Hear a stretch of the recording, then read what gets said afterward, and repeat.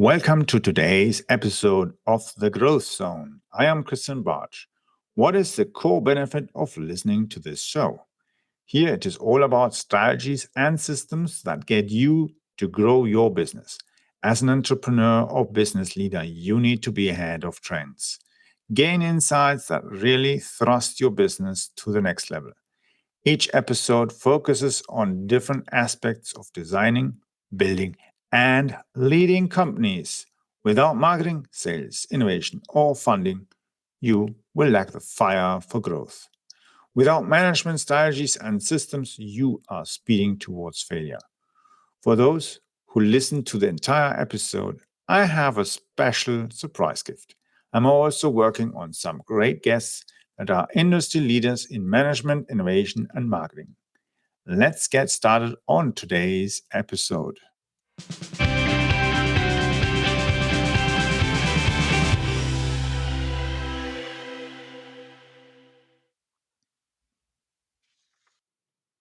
Welcome to today's episode, and we're going to be talking about information security and how it relates to the automotive industry. Now, when we look into car dealers, we see, of course, more and more vehicles are being offered with more and more interactive technology. And of course, at first mind, we might think, so if you can get updates and you have all this navigation system, autopilot, and all these other different things, then information security should be focused on that part. Reality is that information security has been an important aspect of the automotive industry even 20, 30 years ago, because what happens when a car is being prepared to be manufactured? Well, you have suppliers, and these suppliers work together with the car manufacturer and design together as well certain parts, certain aspects of the vehicle. So the manufacturer has certain ideas and then tries to figure out together with the suppliers how to do certain things, like, for instance, the buttons for the windows or other kind of items. And doing this kind of project work, people have to share with each other information. And it's not just about names of staff and so on, but it's about prints, blueprints, manufacturing details, component information, and other kind of items. And these are intellectual property of car manufacturers and the suppliers. The suppliers themselves will have as well suppliers. So the suppliers need to be careful that their own suppliers don't mess up their big deals with the big car manufacturers. Now, a car manufacturer, if he can, he will try to source a certain component or certain parts or items from at least two different manufacturers. Because in case one manufacturer suddenly can't supply, has a fire in his factory, or whatever reason, union strikes and other kind of things, he can't supply. And then, of course, the production would stop. Now, when we look at information security from a bigger picture, it doesn't just mean that we want to protect the information flowing between the organizations, and we want as well to protect on the second hand as well the information that's flowing later on inside the car. Because if we have digital components and they're compromised, then the risk for a car owner is high, or other people might be involved. So that's something that could cause the car to have an accident, to go on fire, or other kind of things. And when we look at how the automotive industry is trying to improve its business, its processes, we see over the years that in every country, companies have invented new methods, Kaizen or KVP and other kind of things. And the German automotive industry developed eventually for information security a standard called TISAX. And TISAX is nothing else than an ISO 27001 with additional information security aspects of cybersecurity and as well data privacy. You might say, well, but ISO 27001, released 2022, has that now too. Yes, that standard has added these things now, but TISAX already had them long before. And when you think of it, we have even laws in Europe and Canada, USA, and different states where data privacy is an important aspect. And it's an important aspect for consumers, for sellers, suppliers, governments, authorities, and all sorts of people and entities. And now the thing is, how do I make a benefit or an advantage for my business having certain information security related certifications? Because the thing is, you can go and certify your staff and get them certified for cyber information security or cybersecurity or other kind of network technology certifications. But the thing is, at the end of the day, it doesn't mean just because one person is certified that everybody else is going to do the job properly and follow proper steps. So that's why it is sensible to have company certifications, because it forces the organization to rethink how it's doing business and improve its activities. And that means anything from reducing waste, reducing electricity consumption, avoiding bottlenecks, exposing themselves to any unnecessary cyber risks, and other activities that might be of adverse impact on any stakeholder. Now, looking at TISAX, what does it mean? Very simple.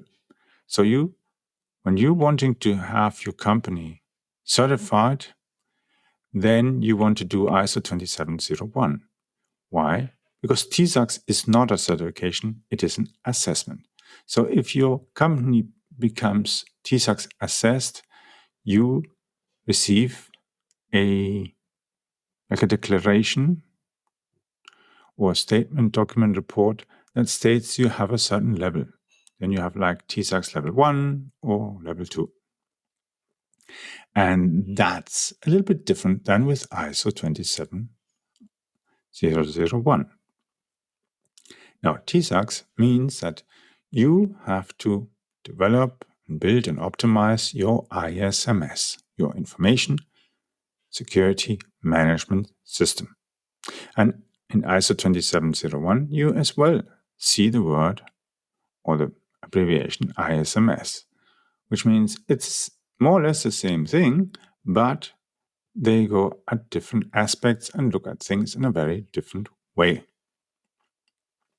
In TISAX, it is very important as well for the assessor or the auditor who's inspecting your ISMS as well to take some samples, which means not just looking at documents and having a chat with some people or having an interview, but actually having a look to see if the systems are actually really implemented. Because at the end of the day, you can write a lot of stuff, a lot of documents and so on.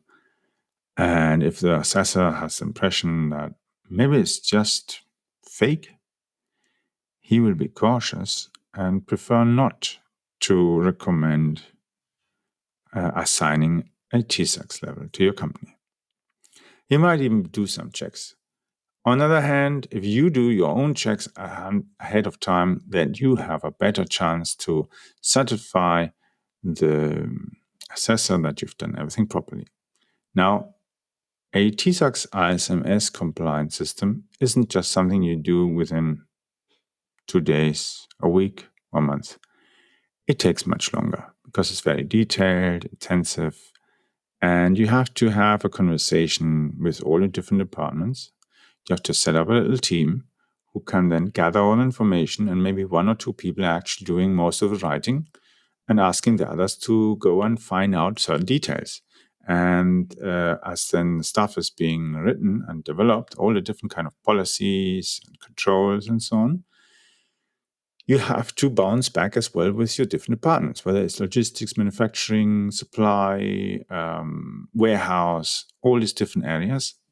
You have to figure out, okay, What are we doing there? What are we using? What kind of systems? What are the risks? And even having on-site inspections to see, okay, is this acceptable? Would an assessor be satisfied with what we've got to offer? Or do we have to make more effort in not only the documentation, but maybe buying new equipment, investing in new software? And the thing is, the people who then you're going to use the software or the hardware, they have to be trained properly. Because it's not enough to just buy a firewall or some new switches or some other kind of gateway stuff and then have it sitting there. Because the assessor might even go and say, hey, cool, you've got this new firewall, blah, blah. Hey, what do you think? Show me, how have you set the ping pong thing? And then your person says, the what? Yeah, you know that thing that does this and this. Yeah.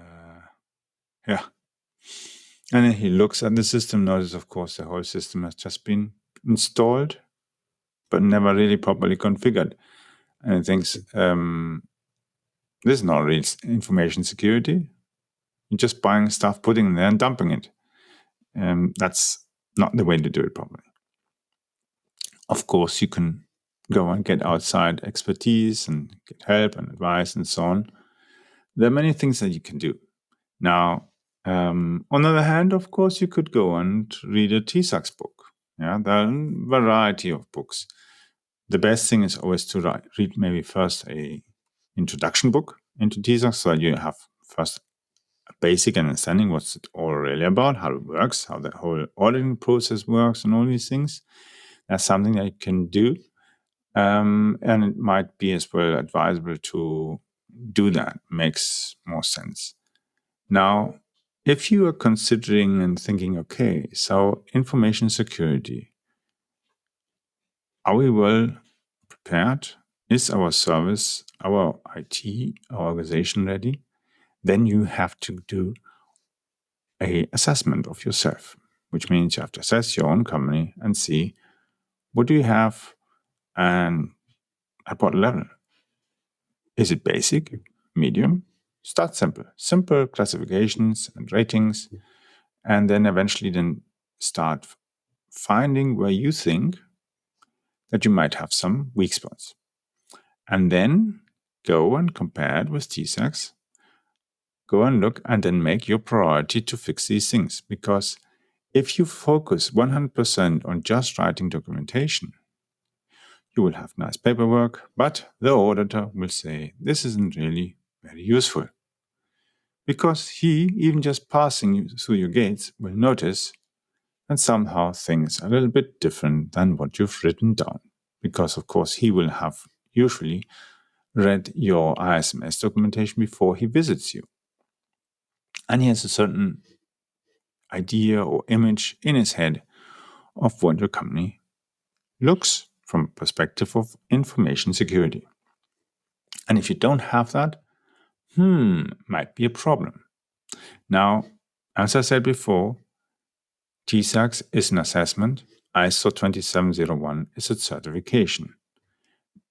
Well, any company of any size can do any of these information security related activities. A small company can get as well TISAX assessed.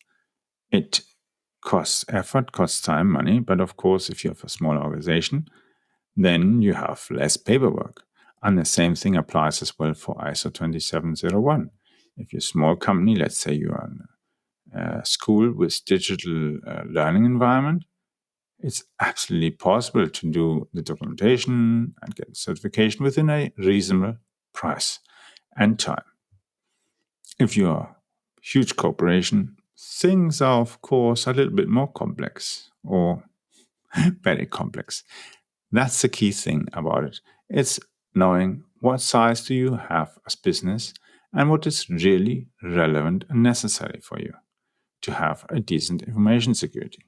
Because let's say you only have one network, you have 3 PCs, and you have a website, maybe you have a NAS system, and that's it, then there isn't much to write about because you haven't got much stuff going on. So there's no big deal.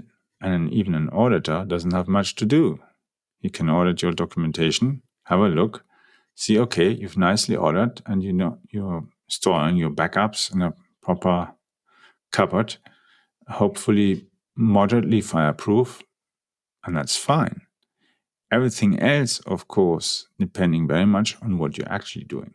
If you're, of course, taking payments and things, then things become a bit more critical. But it's still not as complex as auditing a large automotive company. And the same thing applies to TISAX. Don't overdo things, focus on what is really relevant. And that's why it's so good, usually, to simply take these books. For instance, at the information security based on VDA, ISA, TISAX, automotive strategies. That's, for instance, a book you can look for. You'll find it in Amazon, maybe by the time you will be listening to this. I might even add a link to it to make it easier to find the book. So, looking at that now, why should I do TISAX at all? Now, more and more automotive companies are expecting or demanding suppliers to have that. That even affects companies who are not manufacturing any kind of products, but providing some kind of service to these automotive companies. Whether you're a training company or you are doing web design for them, or you are doing consulting, any kind of training and other kind of stuff where you are actually gaining access to sensitive information, then these companies demand that you are TISAX assessed. It doesn't mean that you have to have the highest level as a service provider, but it has to be appropriate to the kind of risk that you are involved with. And the thing is, of course, many companies will pass through without having TISAX, but the automotive industry is going to improve that more and more and require more, because all these different data breaches that we are seeing in the news and that we're not seeing, many of them are actually related to suppliers, and sometimes as well to small service companies and other consulting firms and so on that have access to data. The devices are compromised, and then eventually they infect the organization. And later on, the hackers and ransomware kind of things can then go and attack the large corporation and steal the intellectual property of the corporation or its other suppliers. And that's something you, as a company supplying automotive industry in any kind of way, do not want to expose yourself. So I hope this was a quick but basic introduction into the topic of information security in the automotive industry. In next episodes, I have some other interesting topics into other industries, so we'll be looking at other aspects, how companies might be affected by different changes and different activities in the market. So for today, we were looking just barely at the automotive industry.